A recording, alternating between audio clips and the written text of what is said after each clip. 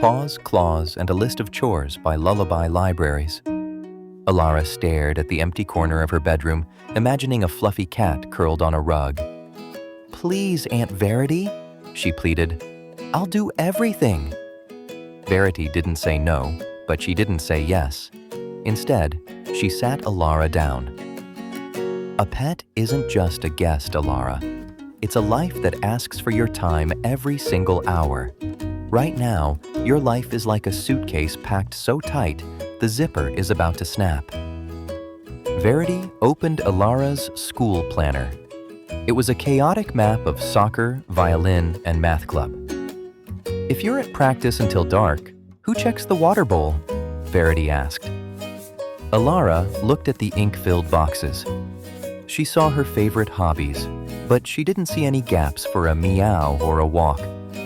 The perfect life she imagined didn't seem to have a chair for a furry friend to sit on. "Look at our neighbor, Mr. Silas," Verity whispered, gesturing toward the window.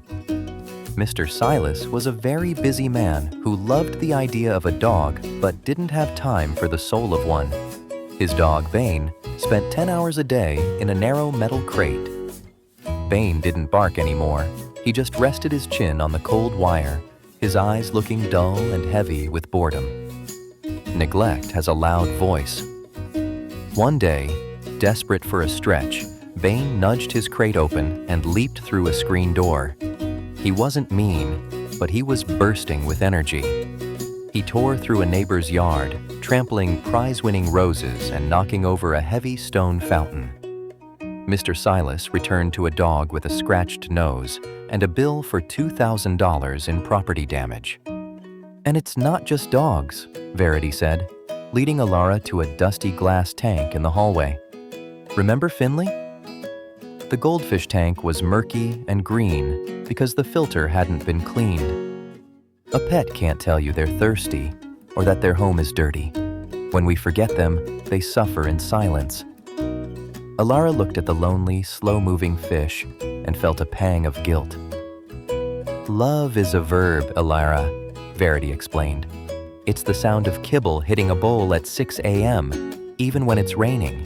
It's the smell of a litter box that must be scooped every single day." She handed Alara a heavy jug of water.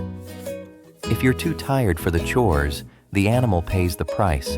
A responsible owner treats chores like a sacred promise." Then came the money talk. Verity laid out a stack of receipts on the table. Food is $50, medicine is $20, and then there are the oops moments. She showed a bill for $3,000. This was for a dog who swallowed a sock. If you don't have the savings to be their hero in an emergency, you aren't ready to be their guardian. "What about the beach trip?" Alara asked. She realized every vacation became a puzzle. "You can't just leave," Verity said. "You have to pay for a boarding kennel, a hotel for pets, or find a sitter you trust with a life. A pet is a 15-year commitment. They are part of every single plan you will make until you are a grown-up."